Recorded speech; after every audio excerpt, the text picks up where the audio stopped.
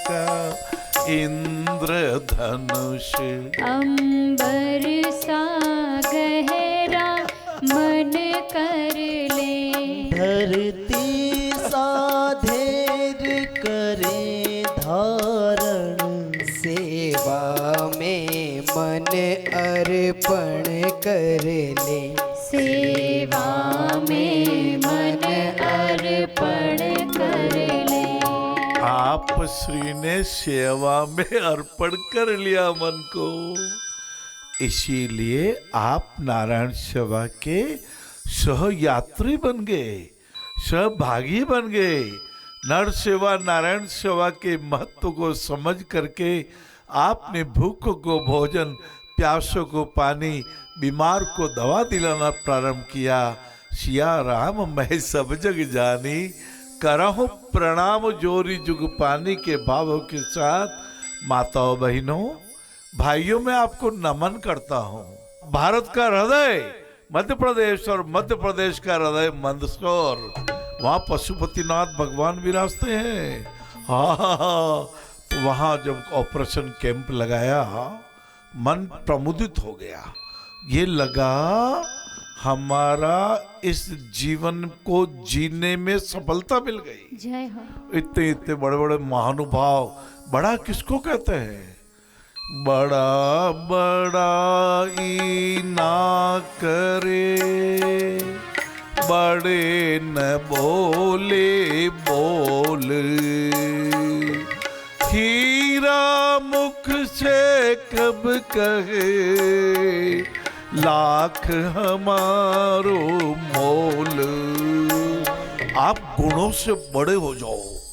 आज से क्या करना, 2-3 चीजें अपना लेना। बहनों मेरे पास कई ईमेल आते हैं, कई हमारे पास व्हाट्सएप आते हैं। एक परसों बहन आई, बोले बाबूजी घर में थोड़ा क्रोध का वातावरण ज्यादा हो गया। मैंने कहा आपकी ओर से हम सुधरेंगे, युग सुधरेंगे, कर लो। आप अक्रोध को प्राप्त कर लो, आप अहिंसा की पालना कर लो, तो विकारों का शमन हो जाएगा, घर में राम राज हो जाएगा। एक तरफ कहते हैं कि पटेल और पटेलन बोली, पटेल पटेल पटेल, बोल बोल बोल, क्या बोले? बोले एक तो 2 गुण मारा मैं बेसी मारू लड़जे मत। बोले क्या क्या? बोले एक तो मारे हिया में सूझे नहीं और एक में किसकी मानू नहीं। यही गड़बड़ हो गया। क्रोध बड़ा अविरोध है उन्नति के पथ मार, खून जले झगड़े बड़े कोई पूछे ना। और कहते हैं ये बातें बहुत, बाबूजी आपकी बात अच्छी तो बहुत लगती है लेकिन हमारे टिकती नहीं। इसलिए नहीं टिकते कि आपकी धारणा में नहीं करते हो, आप सेव नहीं करते। आपने देखा ना, आपके मोबाइल मेरी भी जेब में है, आपकी भी जेब में मोबाइल है, कोई भी अपन नंबर है, नंबर रामलाल जी का नंबर है 500, और सेव यदि नहीं किया, इधर मोबाइल जेब में रखा, उधर नंबर शॉर्ट गायब हो गए बिल्कुल, क्योंकि सेव नहीं किया। पढ़ा तो है, समझा नहीं, समझा तो है, माना नहीं, माना है जाना नहीं, और जाना है पर किया नहीं। जी ठीक, ऐसा ही एक प्रश्न गुरुदेव आ रहा है। ये रायपुर से ही प्रश्न है। एक बहन ने आप जी को प्रणाम करते हुए लिखा है कि उनके परिवार में प्रवचन बहुत सुने जाते हैं, कथाएं सब कुछ होती है, लेकिन इमीडिएटली जैसे ही कोई प्रोग्राम होता है उसके तुरंत बाद या तो सास बहू का झगड़ा होता है या ननंद भाई का झगड़ा होता है, यानी सब कुछ सुनने के बाद एक समस्या जरूर खड़ी हो जाती है। तो या ये कोई पितृदोष है या ये स्वभाव का दोष?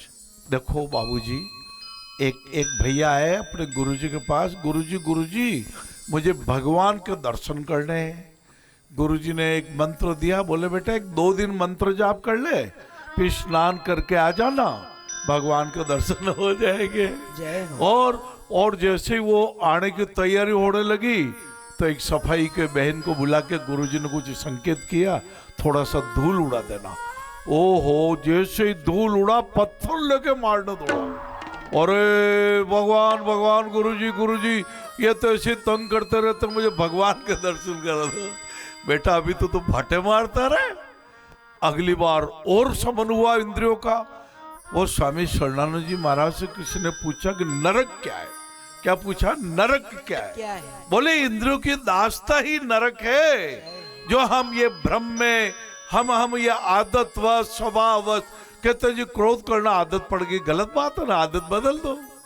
की हुई भूल को न दूरा में तो भूल शांत हो जाती है।